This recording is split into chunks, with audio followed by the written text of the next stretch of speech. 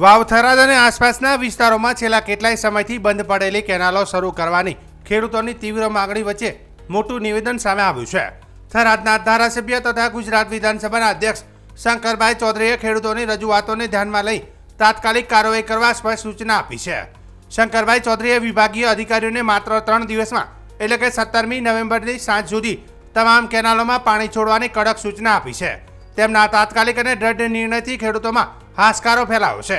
શિયાળો સિઝન શરૂ થઈને લગભગ 1 મહિનો વીતી ગયો હોવા છતાં સિંચાઈ માટે પાણી ન મળતા ખેડૂતોમાં ભારે નારાજગી જોવા મળી રહી હતી। રાયડો, ઘઉં, જીરું અને અન્ય શિયાળુ પાકોના વાવેતર કાર્ય માટે પાણીની તાતી જરૂરિયાત હોય ખેડૂતો અનેક વખત રજૂઆત કરવા છતાં પણ સમસ્યા યથાવત રહી હતી। ખેડૂતોની વારંવારની માંગ અને વધતી મુશ્કેલીઓને નજરમાં રાખીને અધ્યક્ષ શંકરભાઈ ચૌધરી દ્વારા આપેલા કડક આદેશ પછી હવે તમામ કેનાલોમાં નિયમિત રીતે પાણી પુરવઠો શરૂ થવાની આશા વધી છે અને ખેડૂતોમાં સંતોષ અને આનંદનો માહોલ જોવા મળી રહ્યો છે।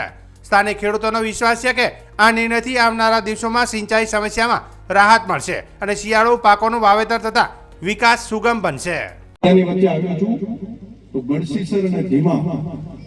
બંને બ્રાન્ચની અંદર આજે થઈ છે 15મી તારીખ 14, 15, 16 અને 17મી તારીખે એનું પાણી એ કેનાલોની અંદર ચાલુ થઈ જશે।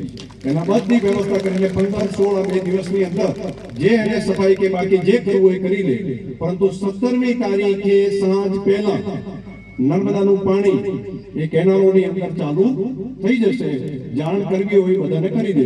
અહીંથી જાહેરમાં અત્યારે બધાને તમને આજે વાત કરી રહ્યો છું કે આ કામ અને પાણી પછી ધંધોકાર ચાલુ રાખશે અને ક્યાંક ક્યાંક પેલા ખાતા હોય ને તો ખોલાવજો હો, 1 રૂપિયો કે જમા નથી કરાવતા તો આખા ગામ વચ્ચે 2-4 તો કાંઠા થો કે એને મંજૂરી તો લેવાય ને, એના માટે કામ તો કરવું પડશે કે આ મંજૂરી માટે જ્યાં ખમતો ભાગો પીઆવો વધારે ને તો 2-4 કરો, નહીતર આ પેલું પિયત ને બિન પિયત આવ્યું એ ટાઈમે મારા તો માથા કૂટ થઈ મને